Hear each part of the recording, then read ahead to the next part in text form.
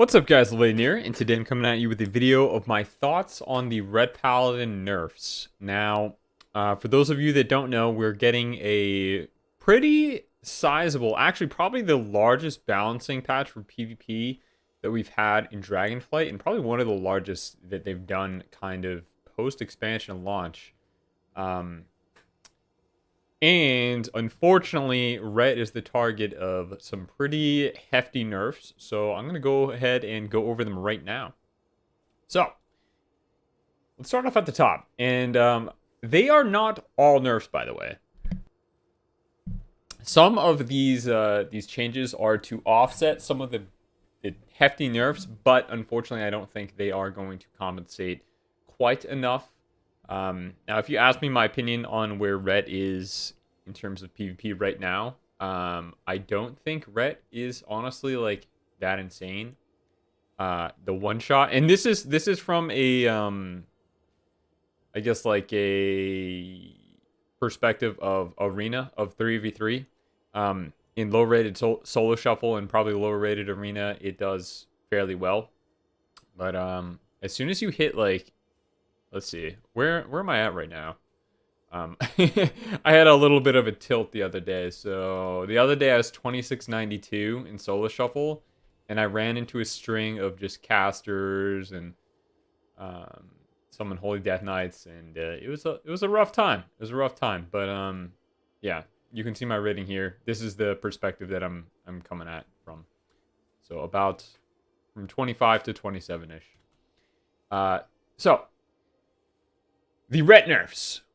We are losing out on 5% damage increase from our two-piece set bonus right here. It's going from 15 to 10% increase. We are losing out on 20% of the final reckoning damage of the initial hit, and 33% from Radiant Decree. So Radiant Decree gets double dip nerfs, right? Because it actually gets buffed by this portion of the set bonus. So Wake is now doing significantly less than 1/3 of, or it's getting nerfed by over 1/3 of its current damage on live. I do think I do think Radiant actually needed a nerf, and to a degree Final Reckoning too. I think they could have just offset the buffs. So, you know, the other week we got 15% increased damage on Final Reckoning. Now the next week we get minus 20% damage. So from 2 weeks ago, it's going to be about an overall 5% nerf. Now, I'm not sure if this is actually going to make us not take Final Reckoning or not. It could. It could not.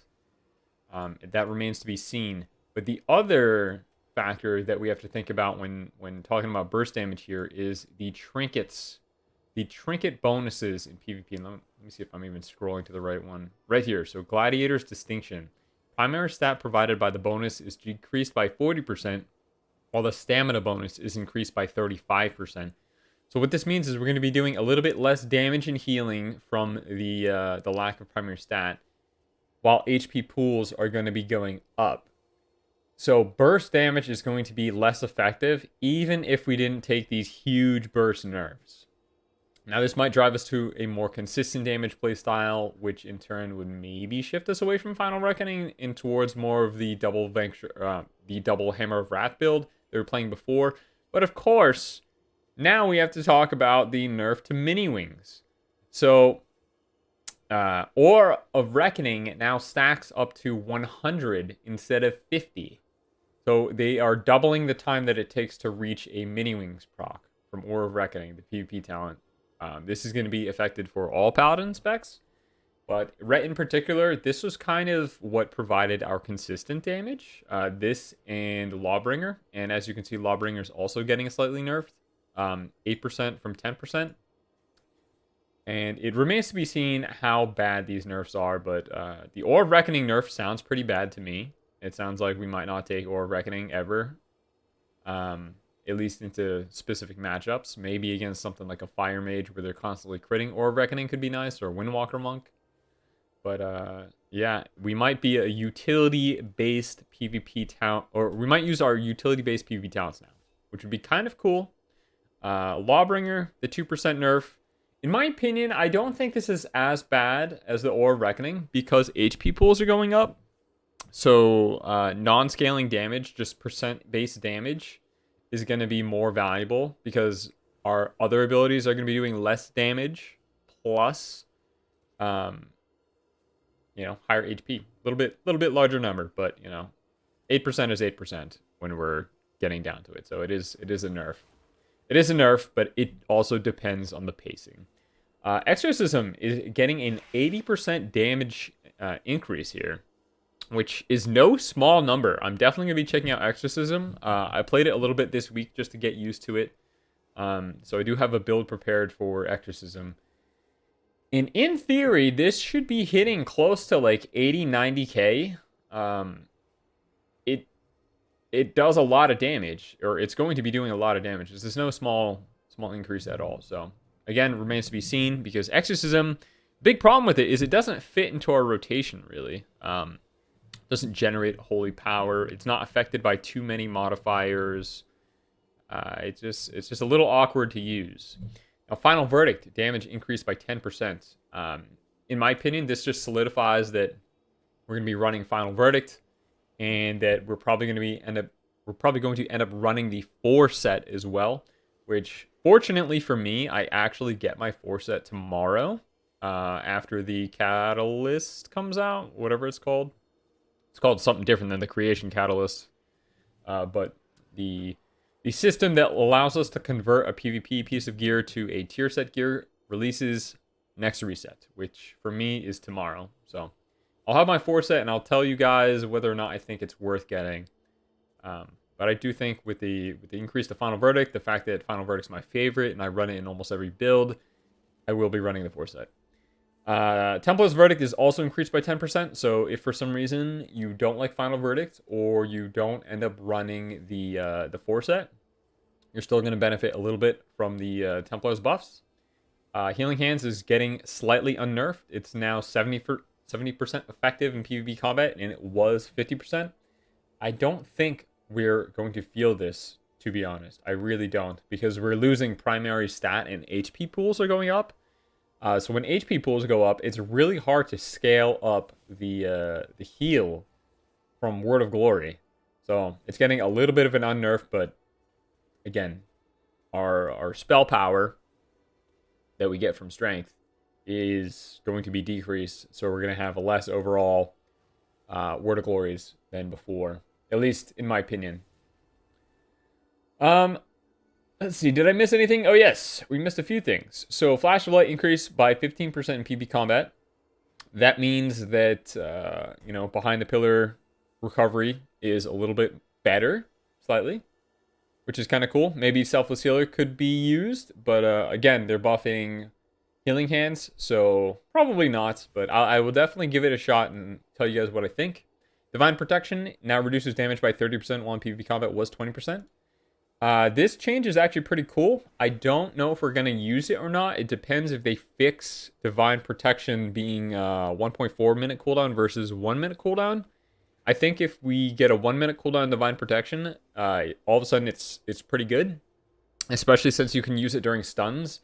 But if they don't get that hotfix buff in for Divine Protection that we got 2 weeks ago, I don't think it's going to be that great, because again, HP pools go up, which means Shield of Vengeance overall increases its effectiveness. And then also, we're probably going to have a Conquest emblem by the end of next week. So I'm not entirely sure if I will be running Divine Protection or Shield of Vengeance. But again, if it is not fixed, SOV is the way. And then lastly, Consecration damage increased by 50% in PvP combat. That's cool. I don't think it's going to change any of our builds. Consecration, it does kill pets, which is pretty cool, and it pads numbers, but I don't think we're going to be running Sanctify or any of the Consecration damage increasing talents, simply because people can just walk out of Consecration. And even if we buff it up by like, I guess it would be 150% with the Sanctify plus this buff right here, it's going to be ticking for like 3 or 4k, and which is not that great still. I mean, it's definitely something, especially if it's ticking on multiple people, but I don't believe that it's going to be worth modifying our builds at all. It's just a nice little damage increase in case people do end up standing in the consecration. I'll talk a little bit about other classes. So right here, feral druids are getting pretty hefty nerfs. Like they're gonna be hurting next week, which is unfortunate because just this past week I started playing with a feral druid, and we did fairly well. We jumped from like 2100 to 22, 25. I think we went like 10 or 11 and 1 against a bunch of rank 1 teams. There's only like 3 teams queuing, but we only lost to one Destro Ellie, and it was only one time. We ended up coming back and beating them twice afterwards. Which is cool. Like Ret Feral in 3s is very good right now. But again, with these buff, oh man, even Feral Frenzy got hit. I didn't see that. And Frenzied Regen also. So they're getting damage and survivability nerfed. That does suck. That really does suck. But gonna be honest, their damage was kind of crazy. I don't know if nerfing single target was the move though. I feel like it was just the AoE. The AoE bleeds, and this nerfs both single target and AoE, which is a little odd, but it is what it is. Death Knights. Unholy Death Knight is taking some pretty decent nerfs as well. Spell Warding getting nerfed, which is good for us because this absorbs Ret Paladin damage.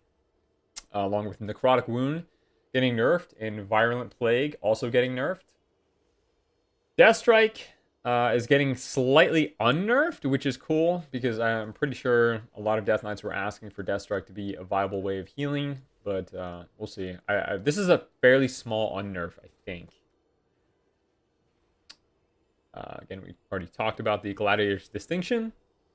Fury Warriors taking pretty decent buffs, which is nice. I don't think Fury is going to outshine the Arms buffs, though. Like, not just... Arms has been buffed every hotfix for just... I don't know. Since the expansion came out. Arms has slowly been developing. And I think after next week, after they get some more damage buffs, and they get Ignore Pain and a few talent changes, that Arms is going to be pretty good. Like, definite A tier, maybe S tier. Now, if Warriors become S tier, it's possible that Rets can get carried on their back and do pretty well, because Ret is good at playing with Warriors, as we all know from Shadowlands. And yeah, I mean, Ret Arms is one of my favorite comps. I would love for Arms Warriors to make a comeback and, you know, carry us to high rating. Should be cool. Also, Ret is pretty decent at fighting Warriors because we get Eye for an Eye and Shield of Vengeance against them. And obviously, Bop is a physical damage reduction or protection. So, yeah, if they become all of a sudden pretty meta, Ret is fairly good at killing them. So that would also be good for us. Not too many changes on the Warlock here. Little bit changes on Shaman overall. Some damage increases on Elemental. Very small things like Flame Shock. I know they're getting their set bonus nerfed, which is, I believe, what allows them to do pretty large Earth shocks in Ellie Blast. So we'll see how it goes. I think Ellie's pretty strong at the moment. Arsham getting some changes. I think overall it's going to be a healing plus, but I know some things they got nerfed here. Remains to be seen what the best healer is, because all of a sudden HPLs are coming out of nowhere. Disc Priests are going to be looking to be pretty insane. They're getting some healing buffs, plus they are getting 2 charges of... what's it called here? Let me find the spell. Oh, you know, it's probably not going to be in here. It's Pain Suppression, because this is the hotfixes that I'm looking at. But the actual 10.0.5 patch is giving them Shadow School on Penance, and then also they're getting 2 charges of Pain Suppression. So this breed is looking pretty good. And then now they got some healing buffs as well. But the only problem is their mana still. Their mana is probably going to be an issue. Some Fire and Frost damage increases. If I had to take a guess, I'd say RMP is going to be one of the top tier comps, because they're, for some reason, one of the only comps that aren't getting away with nerfs. To be fair, though, mages, I haven't seen too many mages other than Arcane. Arcane feels pretty good. But the other 2 specs, I don't know. I haven't seen too many of them. But Rogues, on the other hand, I see Rogues all the time. So Rogues are still really good, and they escaped the nerfs. So we'll see. Overall, I think Ret is definitely going down a tier or 2. on the S to D tier list. I'd probably on paper rate a C tier, down from maybe like a low A tier. And our build is definitely going to change. I'm probably going to be going back Wake of Ashes and specking out of Aura of Reckoning. And outside of that, I really don't know yet. It's gonna have to be play tested. I'll show you guys real quick what I think the builds might end up being. So I have 2 experimental builds right here.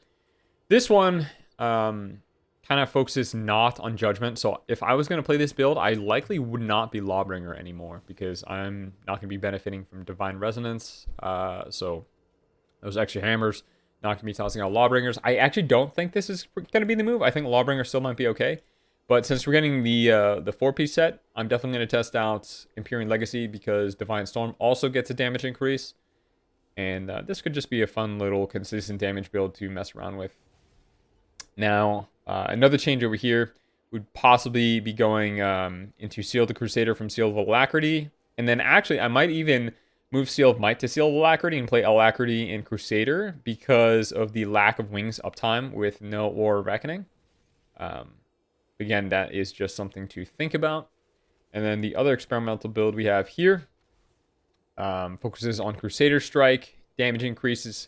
I'm not sure if I did mention, but Crusader Strike is getting a 50% increase again in PvP, which is going to make it hit okay amounts, honestly. Like, I've crit a 50k Crusader Strike already, so we could be hitting okay Crusader Strikes. So I'll check out this build here with Seal of Reprisal, maybe even Seal of the Templar. This is just something that a friend and I were experimenting with, but likely I think I'm going to go back Diva Aura. Now, in terms of the damage talents, we could take something like this here down for Exorcism. Exorcism getting that 80% damage increase could be pretty nice, but who knows. And then not taking a slow in the talent tree here, I'd definitely be taking a Law and Order as a PvP talent because we don't have enough points to pick it up. But if I did want to drop Law and Order, say I was against casters, I could get rid of Eye for an Eye and pick up one of the slow talents here. On a side note, Law and Order does proc your Hand of Hindrance, even if it's not talented here. So you don't need to talent this ability in order to have a slow as a Ret Paladin, as long as you are taking Law and Order.